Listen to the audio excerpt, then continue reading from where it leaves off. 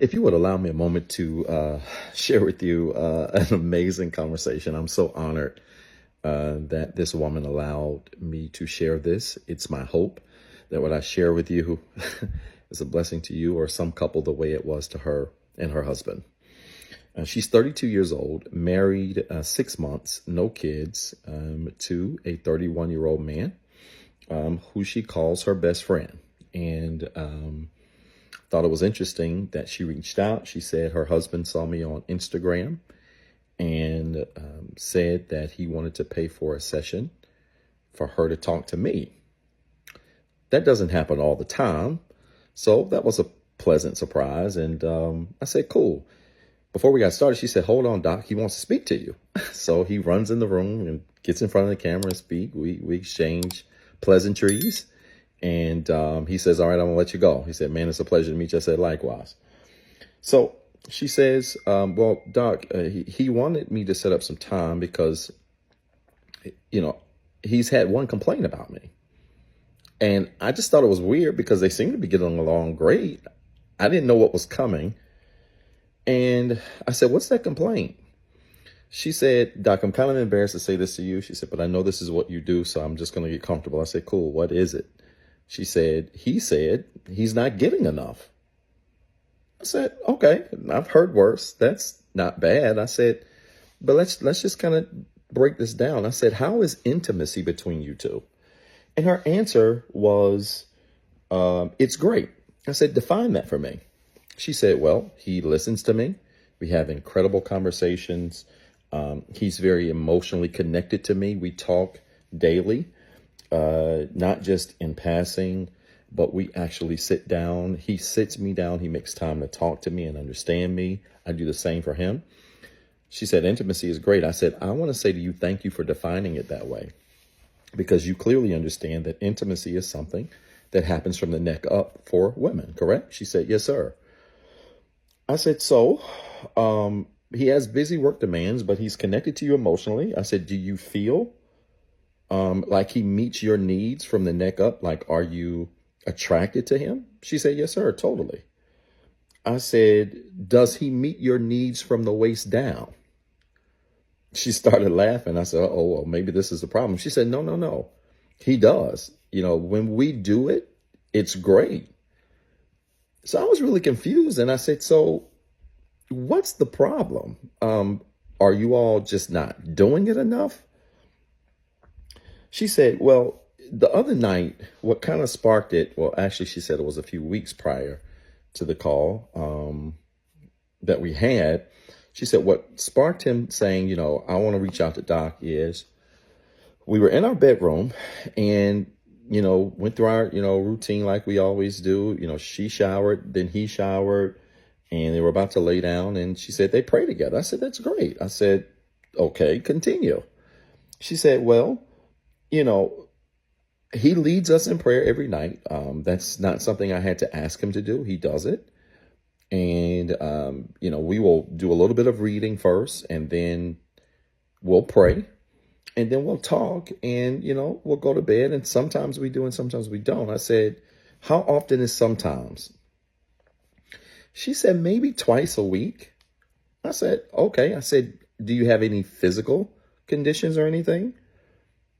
She said, no, sir. I said, no physical conditions that would keep you from having an interest or desire to do it? She said, no, sir. She said, I'm not lacking desire at all. I said, and you're attracted to him, correct? She said, yes, sir. I said, so what's really the problem?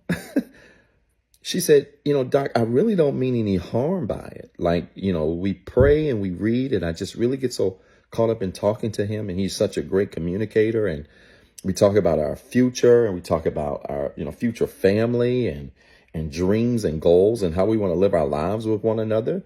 And I just get so caught up in the moment. And, by the time we finish talking, an hour or two later, it's late. It's 11 o'clock. It's almost midnight. And, I'm tired. I'll fall asleep. And, sometimes he may fall asleep, though, I can tell he gets a little frustrated. I said, gets frustrated. Why? She said, well, for obvious reasons. And I started laughing. I said, does he even try?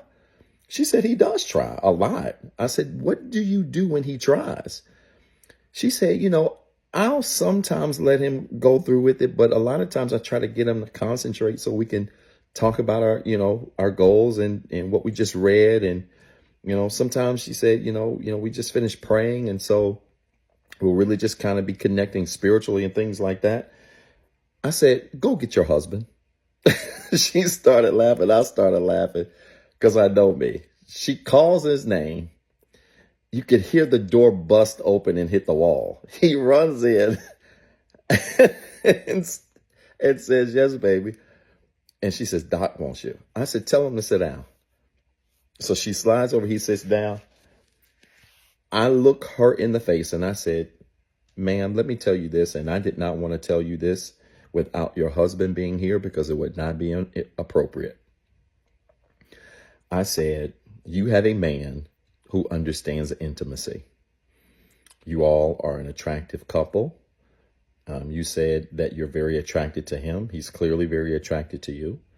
You said this is your best friend. You guys communicate well. You connect mentally, emotionally, and spiritually, as well as physically. I said, let me just tell you this, ma'am, to your face in front of your husband. He's just sitting there on edge. I said, your husband does not want to pray and hold hands. Your husband wants to choke and clap cheeks. She busted out laughing. This guy got up and acted like he was shouting, and I literally almost lost it. She said, Doc, no way you just said that. I said, yes, I did. I said, listen, I think you guys are adorable, but hear me. God has no business in your bedroom. None whatsoever.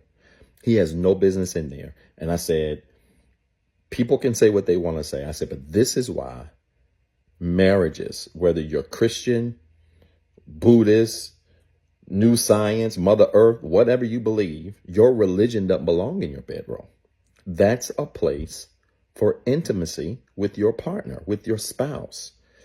And I said, anytime we try to put spiritual things on everything natural, we end up convoluting things that are meant, some things that are meant to be enjoyed. I said, there is nothing wrong with him wanting to chase you down every 5 minutes. I said, now your drives are one thing. I said, but by all means, ma'am, if y'all gonna pray, that's fine. Pray before you go to bed. I said, but don't get so caught up that when that prayer is over, he can't do what he need to do and you can't get what you need to get. I said, this is the problem. Kurt Franklin don't belong in your bedroom. Stomp. He don't want to hear no Stomp, no Kurt Franklin, no Hezekiah Walker. I love them all. I said, you need to cut on some mint condition. Cut on the lights so y'all can see what y'all doing and leave God out of this. I said, do y'all go on trips or travel or anything? She said, yes, sir. We travel all the time. I said, to like beaches and stuff? She said, yeah, internationally. We travel all the time. I said, so y'all go to destination like places, Caribbean, stuff like that? She said, all the time. I said, what do you wear on the beach? He jumps in, Doc. I try to tell her. She covers up everything. And I'm just like, ain't nobody over here. I said, what do you mean she covers up? She just put her hand over her head.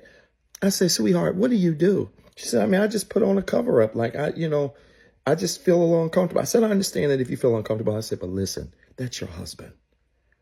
That's your husband. And you admit it. He's great at intimacy from the neck up. I said, listen, go to the Caribbean island. If you're comfortable with your body and comfortable around him, and put on the smallest bikini you can find and twerk if you have to.